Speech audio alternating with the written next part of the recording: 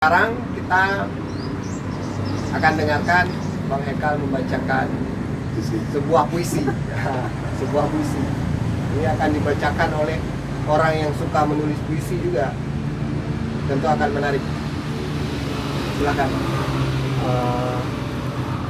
Ini salah satu puisi yang saya kira 6 atau 8 kali saya pernah kirim ke salah satu media koran terbesar di Aceh dan hanya sekali dimuat. Ya, namanya juga perjuangan ya. Judulnya Singkong, karya Hekariza.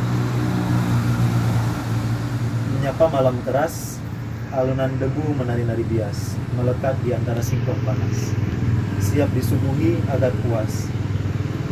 Perempuan itu penjamu tamu di malam pekat kelabu, arang terbakar perlahan menjadi debu. Dia penyabar, menunggu orang-orang yang lalu di pinggiran jalan batu, satu persatu walau tak menentu. Dia tersenyum malu dan sesekali ragu. Dia bertahan di antara dingin malam, terkadang mengusik hangat badannya. Demi keluarga dan cucu tercinta, atau demi pengendara malam yang juga dia cinta. Ini lebih dari perjuangan cinta biasa. Ini lebih dari romansa dua sejolis SMA. Ini percakapan malam antara hati dan perempuan tua, penjamu yang tak pernah renta untuk mencinta. Singkong. Ya, Singkong.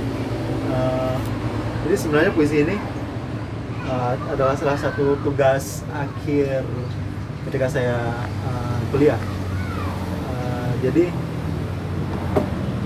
di puisi ada namanya bagaimana menggunakan imaji. Jadi alat indera kita, mendengar, merasa, meraba dan lain-lain.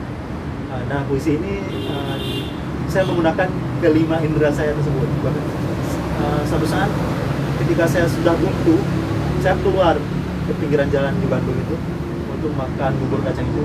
Di samping saya itu ada nenek-nenek yang lagi gendong bayinya. Dia lagi jual singkong. Ya, satu malam saya pergi, saya riset tentang beliau. Malam selanjutnya saya riset.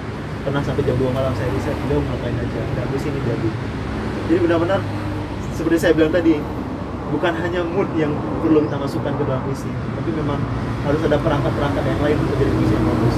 Seperti dibilang tadi juga, puisi ini bebas kita terjemahkan dari sudut pandang kita. Iya. Sebelumnya saya sendiri menerjemahkan itu sebagai wanita malam yang sudah tua, yang mungkin sedang menunggu tamu lelaki hidung belang. Iya, betul. Nah, ini asbabun nuzulnya nih.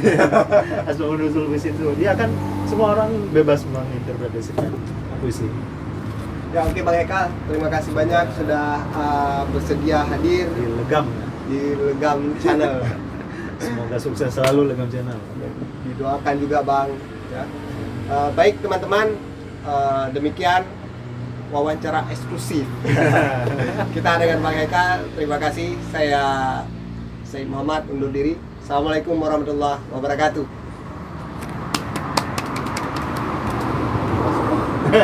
Salam.